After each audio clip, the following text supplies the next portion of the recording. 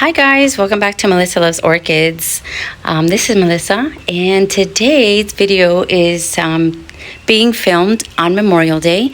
I am obviously off from work, and I decided that I'm going to do some orchid work before I do my work in the house. So one of the things that I wanted to do was consolidate some plants, clear the area that is becoming full. And some of the plants that are not as important as others, I'm going to incorporate into the landscaping and such. So this is what I'm thinking.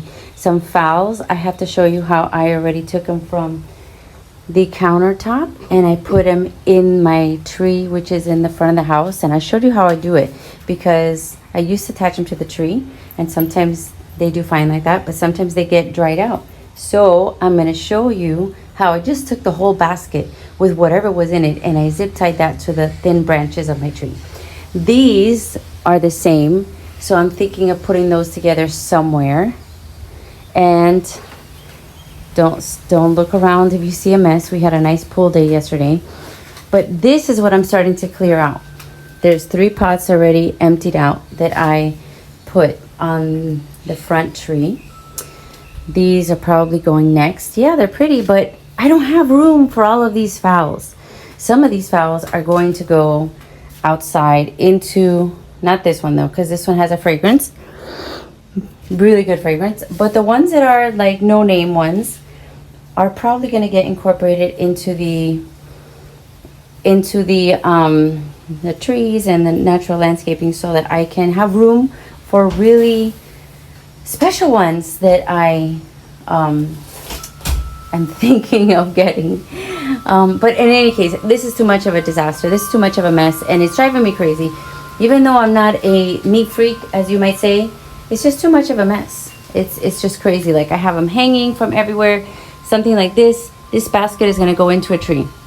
Maybe these two as well. I'll leave my mounts. I'll leave, special ones. But this, I don't want this. This doesn't even look good. So I have to figure out where I put them. And I know some of you might be saying, oh my goodness, but they're orchids and she's treating them like, it's not that. It's just that I want the space to be inviting. If I want to have people over, it's a disaster. Look how many orchids are hanging everywhere. Now, I just cleared 4 of them that were hanging, and already you can walk without doing the limbo. So I also wanted to, I have to replace the furniture anyways. That's where I was sitting having some coffee.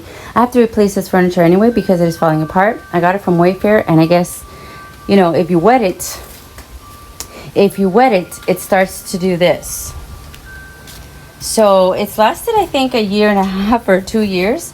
So I don't know. In hindsight, I think maybe a more sturdy, I don't know. There wasn't any warning of wetting it and not wetting it. It is patio furniture, and the cushions get really faded, so that kind of looks bad. So anyways, today's gonna be a working day. I'm gonna show you what I did in the front, and I'm gonna keep on working. All right, so here we are going out the front door, so you can see what I'm working on. Hope my neighbors don't think I'm crazy, but they probably already do. So I put some on here just to see how they would do with the sun, and they do very well. So now I just have to change out those little hangy pots because they are horrid. They're really old from IKEA and they're dirty. So yeah, I gotta change that situation. I just wanted to test the sun and the leaves, and they're fine. So this is what I've been doing. Okay, so I did some additions to my den pots, and I think they look awesome. I did some other cute flowers in the front, for curb appeal. Flowers. And this is what I've done so far. So if you can tell, I have incorporated the whole basket. See? Zip tied it on there. That way I can just water them like crazy, and they'll dry out because it's a lot of wind, and they get that dappled sunlight here in the front of my house. And when I come in, I see, great, the neighbors just saw me drive by. They're driving by, and I'm in my pajamas filming my plants. Fantastic. Anyways, oh, I just saw a nest. Oh, how cute. I didn't see see that before. Okay, so that's what I did. So we're gonna see if this works out. See? I basically took a zip tie to the back of this, and some of them have moss, some of them have rocks, some of them, but they dry out so quickly. I can't keep up with them, and they are taking up too much space. Even this whole thing, it's out there, it's in the tree, and let's see how this goes. Now I plan to water this probably every day. And already, even though these blooms are fading out, I still see that they look really, really nice, and I love the look. Sometimes putting them on the trees directly, if you don't get out here every day, they dry up quickly and they start to look bad. So I'm crossing my fingers, and let's see the whole basket. And this is the kind of sun they're getting. They're getting good filtered sun. And I'm hoping this is going to be my new fall tree. I love it. What do you guys think? Some of you asked about my indoor phals. Well, they're still doing great. Some of them are still in bloom. Oh my gosh, it's so dark in here. Hold on. All right, here we go. Some of you asked about my indoor phals by the window. So they're still doing great. They're still doing great. They're growing. But I have to be quite honest. This is a mission and a half to deal with come time to water. I just watered yesterday, and okay, some things are moist and some things already look dry with just a little bit of evaporation in there, and I can't keep up. That's the quite honest truth. I cannot keep up. Maybe a couple special ones, but it looks like in the near future, I guess it was just an experiment to see if I can grow them indoors in a window. And I had my husband even make a little makeshift shelf that in hindsight he finds annoying because I'm constantly coming in and out to water. So it's, is it working out? Yeah, it could work out. I guess if I didn't have the climate for these outside, they would work out. But now I'm thinking I have a lot to work with if I want to mount on trees, because it is just getting to be too much to go back and forth and water these sometimes twice a week. That's how quick they dry. Even with a little bit of top dressing with moss, still it gets dry. And some of them are actually, I left them, see, look, you hear that? I watered it yesterday. So, I don't know, changes. Leave me a comment. What do you think I should do? Keep doing it, commit to it, or try to find another place where I can incorporate them that will be easier for me. Let me know if you have any ideas. Tell me in the comments.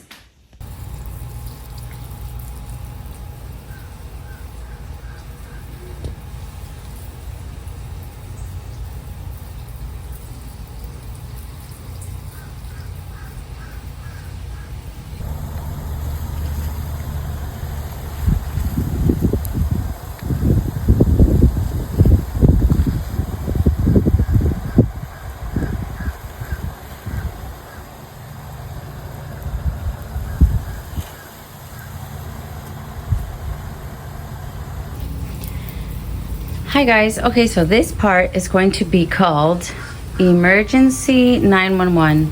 First of all, I absolutely love this new bloom. Now, I will put a picture of what I think it's called because I bought it without a tag. That happens sometimes. And the seller gave me a picture of what she believed it was gonna look like.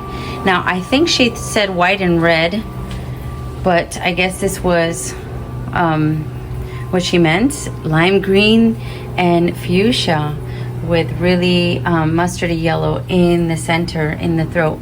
And I think it's spectacular. I think it's beautiful. I don't see anything on the bloom that looks worrisome, but I did have to remove a pseudobulb because I saw that it was turning black. Now, we're in Miami, we're in spring. It is late May, so it's to be expected. I'm not blaming anyone here, but yeah, now I fear that my best bet here is to get in here and repot her. And I know some of you are thinking, oh no, how can you repot her in full bloom? Well, I'm going to be very careful. But if you have dealt with black rot in Miami or in any other tropical climate, black rot, humidity, heat, that is a big red flag, a big problem. So I'm going to attempt to take her out, and I will show you.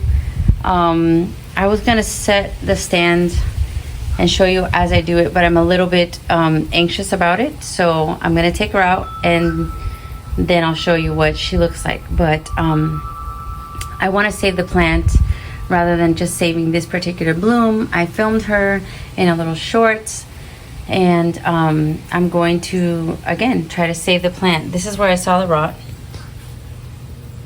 right in here. See? It's black. And see this one here and this one here.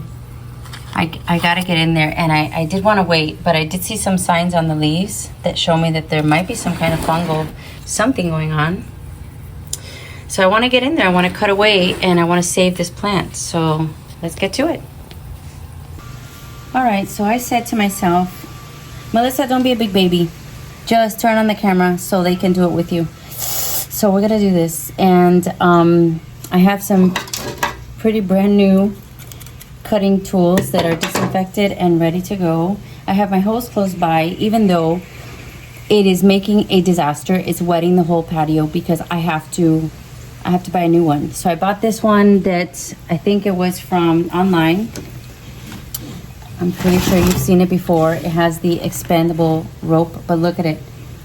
It's leaking in the hose and on the handle. So anyways, let's stop procrastinating.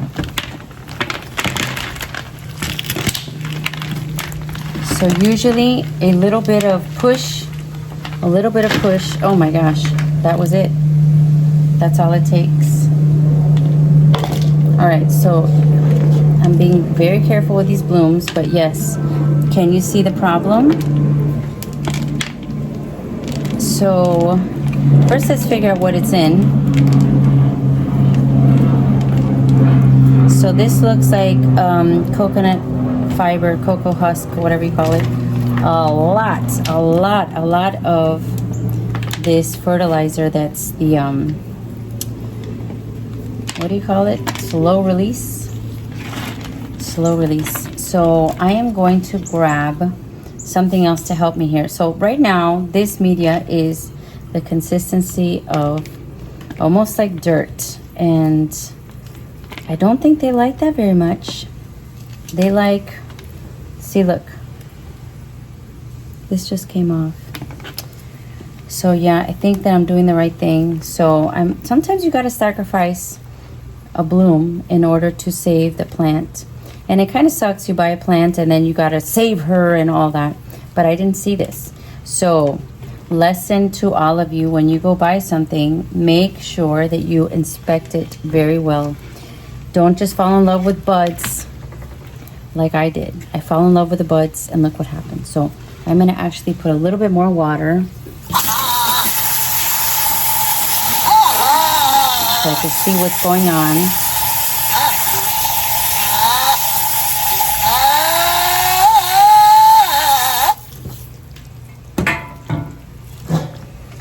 So here in Miami, it is 7 days before the last day of school. So teachers are usually tired but happy because summer is coming. And summer is a time when we get to reinvigorate, you know. And that's great. And also for me, it's exciting because summer is a time when I actually get to work on my garden, work on my house, do fun things with the kids, vacation, all that stuff. Oh my goodness. So this is almost like all this cocoa husk is, the roots are not as great as I would like for them to be. Maybe because it's all, look at it. And yes, I know sometimes in hindsight you think, well, I should have put on some gloves. I don't have any gloves. So I'm just gonna go at it with clean hands. I'm not gonna touch any plant in between. My materials, like my shears, are disinfected and ready. This is where the problem is.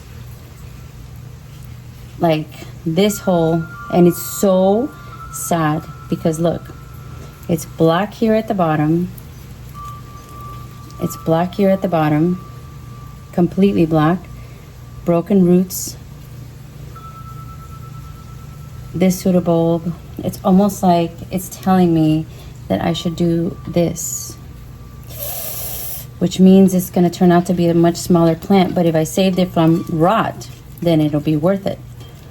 See, when you take all of this out, oh my gosh, there's moss in the center. Bingo. Okay, so I'm going to clean this off a little bit and then continue to work. Yeesh. Okay guys, so plan B, I decided to bring her out here and I am going to clean her off with the hose. See what I can spot.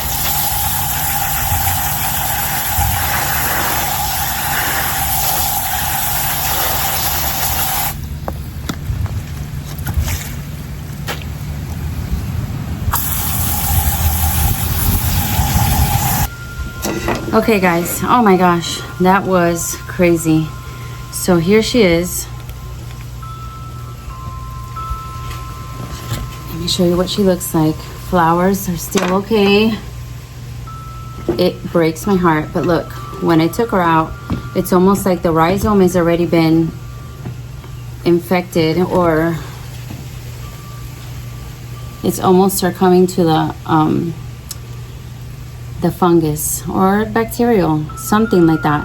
Where it turned black, I'm gonna cut everything that turned black. So this beautiful leaf, the irony that it doesn't have a mark on her, this leaf, but down here at the rhizome you can see that it's infected. So I'm gonna try to cut wherever I see. Maybe I have to cut them in half. And look what I have here, a sheath that is working on a bloom. Now sometimes, you know, sometimes they say that orchids bloom for you. I've heard a lot of people, they're gonna bloom for me, they're gonna bloom for me. No, I think they bloom for themselves. They bloom to reproduce. That's what they bloom for. And sometimes they're not blooming because they're happily reproducing. It's because they're dying, or they have some kind of infection, they have a problem. Let me know in the comments if you agree, but I've heard this many times. They need to reproduce. They need to basically they need to get fertilized. They need to get, so they can survive. Okay, they need to get pollinated. Okay, that's why the reason for the flowers, they need to get pollinated. So what my instinct is telling me is that even this bulb has got whatever it is. So I need to cut right here. These look good. This side doesn't look good. This whole side, which is kind of sad because this makes my beautiful big plant into a small plant. And I just did it. And looking deep in here, it's sad, but it looks like some of it is already caught on. I'm gonna try to cut away. I'm gonna spray this. I'm gonna cut away. I'm gonna spray. I'm gonna cut off the roots that are already dead anyways, that are just string or dried up. It's really sad because I just bought this 2 weeks ago. And like I said, I'm not here to bash anyone, nor am I going to talk about seller. I'm never going to do that. No matter what, I'm never going to do that, because sometimes you just don't know. You just don't know what you have until you open it up. So how are they going to know? I'm going to spray this with a thiamyl mix fungicide. I'm going to see this root is hollow, so I just go right to the top.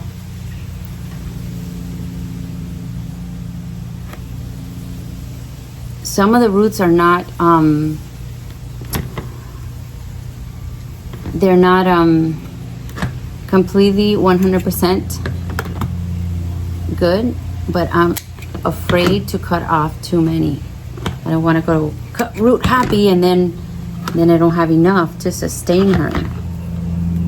But I do want to cut anything that looks funky that might have some kind of rot or infection. And this is not what I wanted to do today. I wanted to enjoy this beautiful bloom. See, I wanted to enjoy and not cut away at her roots. So I don't know what I'm gonna do here. Half of me wants to try with this. Look, 1, 2, 3, 4, 5, 6 pseudobulbs here. Half of me wants to try anyway, but I felt like I needed to separate. I needed to separate the one that looked infected, the side that looked infected from the side that doesn't look infected. Now this on the back of the leaf is kind of funky. And some of these leaves look like they have some spots. So I'm gonna spray her very well, avoiding the flower, of course. And I know some of you are sitting at home saying the right thing for the plants, since you've just repotted or depotted her, taken her out of there, you're gonna spray her. The right thing for the plant would be to sacrifice the blooms. But I'm not doing that. I'm just not gonna do it. I'm just gonna be a rebel here. I'm not gonna do it. I'm going to spray, and I'm going to try to put her in a pot where I think she's going to be airy. I'm going to try to hit here very, very closely, and I'm going to try to slice a little bit more off of this because it looks like I got to the edge of the black spot, and I want to remove the black spot. But if I remove the black spot, this whole leaf is coming with it. So I might have to just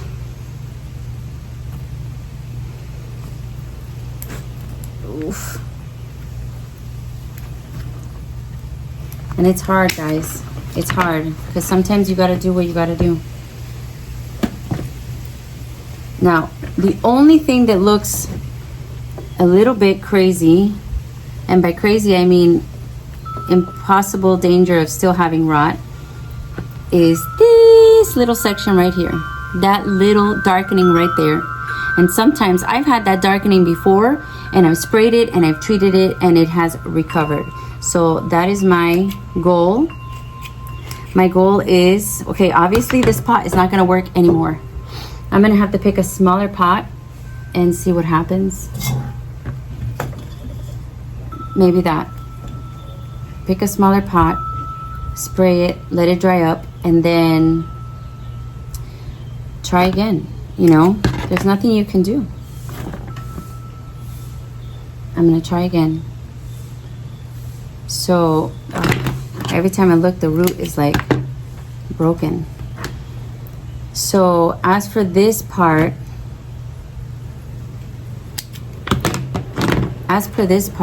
I'm going to attempt to save it.